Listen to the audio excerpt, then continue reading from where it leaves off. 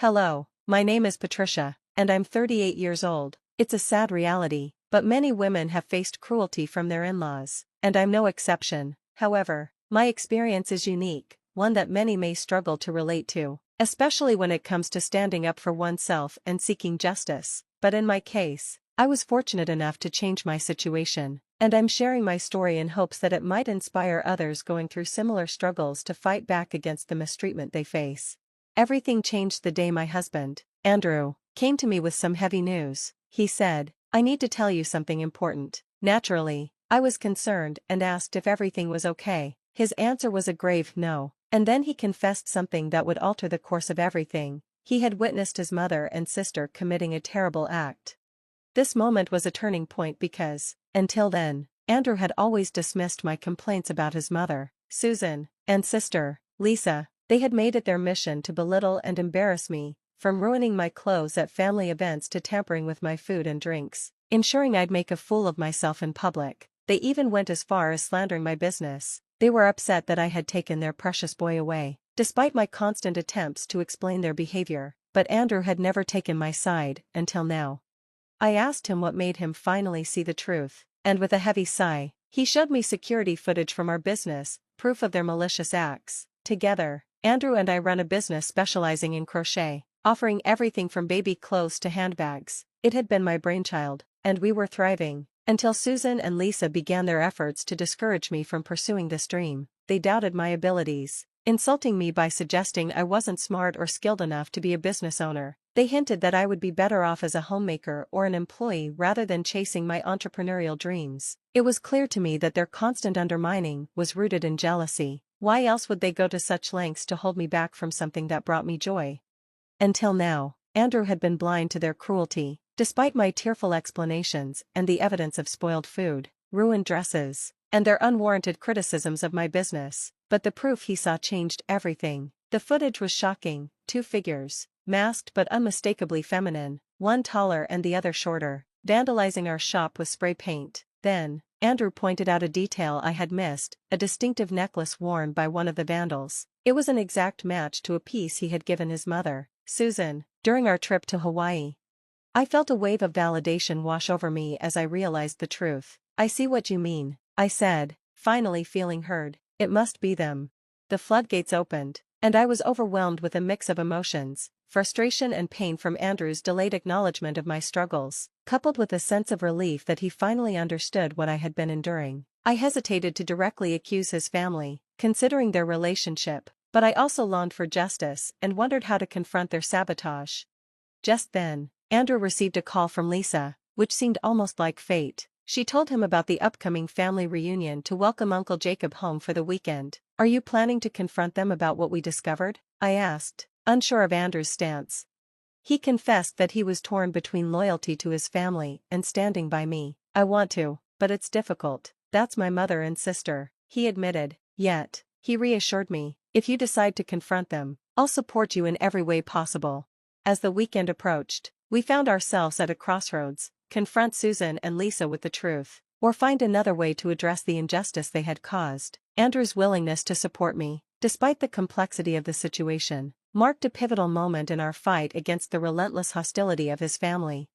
On the day of the reunion, we made our way to Susan's house early, eager to help with the preparations for the big family feast celebrating Uncle Jacob's return. His homecoming was a major event, given his beloved status and long absence. The atmosphere was charged with anticipation for the joyous reunion ahead. However, upon our arrival, I immediately sensed a shift. Susan and Lisa, who had always greeted us with warmth, suddenly wore expressions of thinly veiled jealousy and disdain at our presence. "Oh, you two are here early?" Susan remarked, her voice dripping with false sweetness. "Yeah, Mom, we thought we'd come by to help out with the crowd," Andrew replied, ever the peacemaker. "Aren't you just the kindest?" she responded, though her eyes were anything but kind as they landed on me, as if accusing me of some unspoken crime.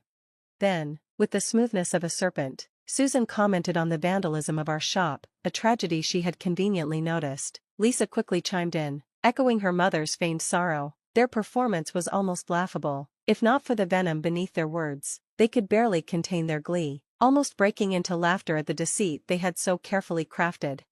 I bit back my anger. choosing to feign ignorance. Now wasn't the time for confrontation. I waited for the perfect moment to expose their treachery. Andrew played along, careful not to rock the boat too soon. We spoke in unison, our words dripping with irony. It's devastating, truly. We can't imagine who would do such a thing. Their reaction to the mention of involving the police was just as defensive as I'd expected. Lisa hastily cut in, trying to downplay the incident. Police for a minor act? Surely it was just kids messing around. Oh, Lisa, it's heartwarming how you worry about these kids, I replied, my voice thick with sarcasm. But regardless of their intentions, they need to be held accountable. After all, ignorance isn't a valid excuse for such actions.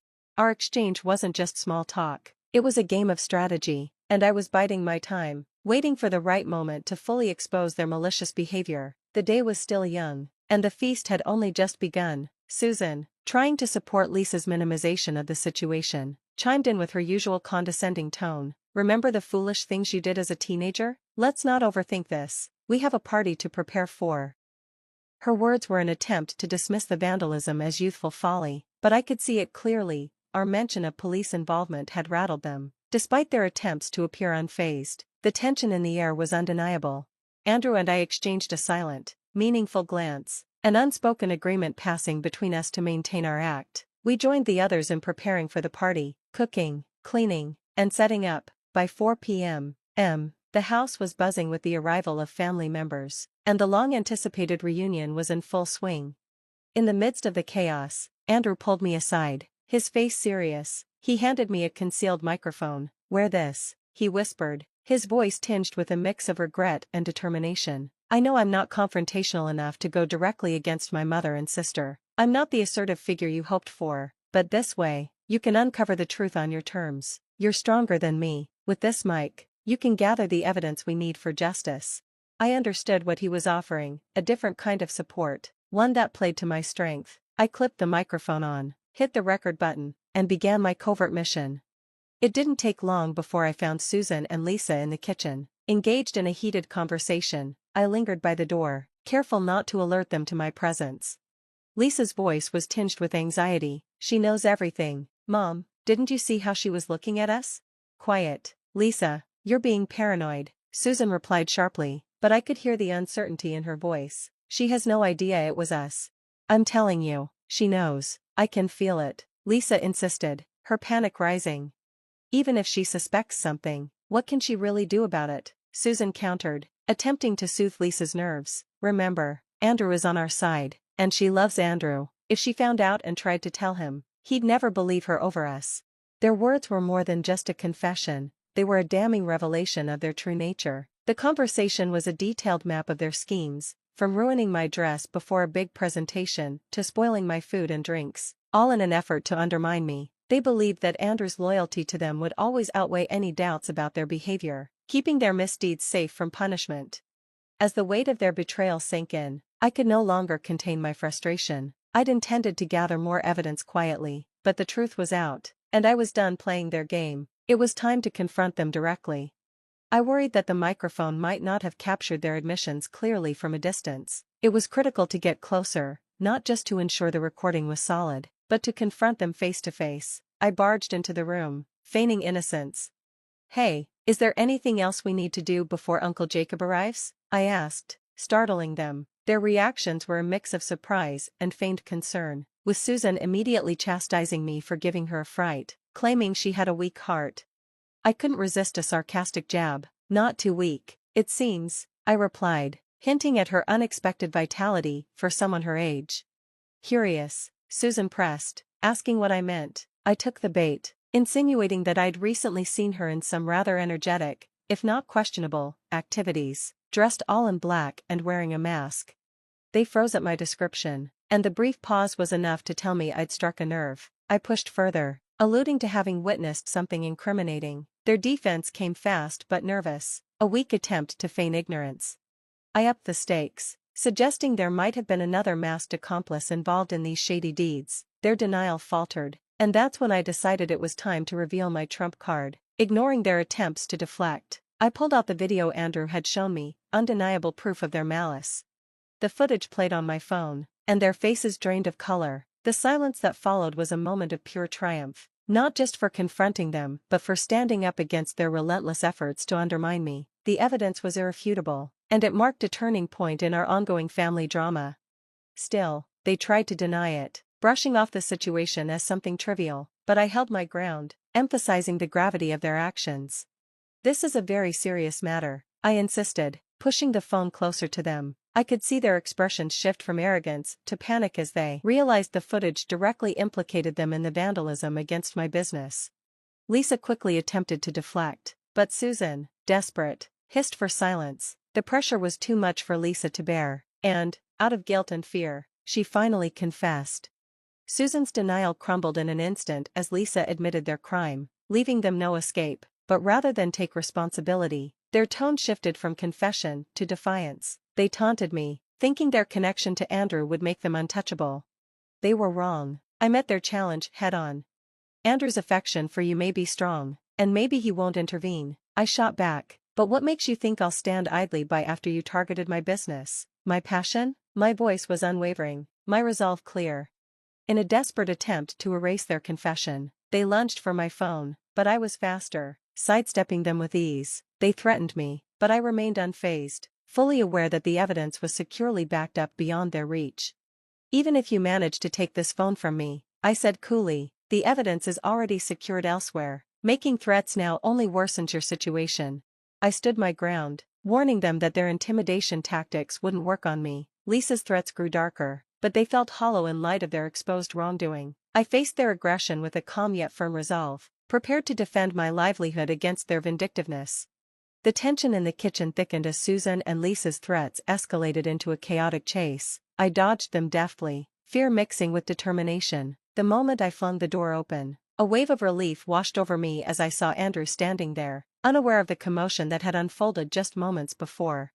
"Help me, your mom and sister are out of control," I exclaimed, desperate for his intervention. Andrew, taken aback, could only ask what was happening as Susan quickly twisted the narrative, accusing me of being the aggressor. She falsely claimed that I had threatened them with violence and vandalism. Andrew looked torn, stuttering as he tried to find the right words. My heart sank, but I urged him to stand by me, to defend the truth against the lies his family was spreading. He remained silent, and that silence spoke volumes about his inner conflict. Susan seized the opportunity to remind him of his loyalty to them, suggesting that his allegiance would always lie with his family, not with me. Andrew tried to mediate, claiming he loved us both equally, but his indecision only deepened the rift between us. I reminded him of the irrefutable evidence he had shown me. "Look at the truth, Andrew," I said, pushing him to acknowledge the reality of what had been happening. Finally, Andrew spoke up, admitting the vandalism and harassment I had faced were unjust, but even as he pleaded for a resolution, his words seemed insufficient, as if he couldn't fully commit to standing by me. Just then, Uncle Jacob entered, blissfully unaware of the tension in the room, eager to join the celebration. He brushed past the charged atmosphere, but Susan and Lisa weren't done yet. They continued their threats, warning Andrew of dire consequences if I took legal action. Their manipulation didn't stop there. They questioned Andrew's autonomy, suggesting he would side with them out of obligation rather than reason. Andrew's silence only fueled their narrative, casting doubt on his support for me. The situation reached a breaking point, and I stormed off to join the larger family gathering at the grand dining table. Despite the turmoil within me, I forced myself to sit with an air of calm, determined not to show my anger. Andrew and Lisa followed, and though Andrew shot me glances full of unspoken words, my fury kept us silent. When Susan and Uncle Jacob arrived, the awkwardness of the moment was palpable. The meal began, but my anger simmered beneath the surface, threatening to boil over. Finally, I could take no more. In a quiet moment, I stood up, commanding the attention of everyone present. "I have something crucial to share," I announced, my voice steady despite the storm of emotions inside me. I didn't name them directly, but let the recorded argument play, exposing Lisa and Susan's malevolence for all to hear. Gasps and murmurs rippled through the room as their scheme was laid bare. Lisa and Susan sat frozen, their deceit fully revealed, yet they still tried to discredit me, accusing me of fabricating the entire ordeal for attention. The dinner devolved into chaos, with accusations flying back and forth. The family scrambled to comprehend the full extent of the betrayal. Andrew remained silent, his words lost amidst the uproar, until the sound of approaching sirens cut through the noise. In a fit of rage, Susan accused me of orchestrating their downfall. I didn't do anything, I protested, still unaware of the police's imminent arrival. Then, Andrew spoke up. I did it, he admitted, confessing that he had called the authorities. His declaration shifted the atmosphere, acknowledging the wrongs done to me and pledging his support. This is about right and wrong, Andrew said, his voice firm. Mom, Lisa, it's time to face the consequences of your actions. As the police arrived, reality set in. Andrew's intervention wasn't just an act of support, it was a crucial step toward restoring justice within the family. His words marked a moment of reckoning, underscoring the importance of standing up for what's right, even when it means confronting those closest to us.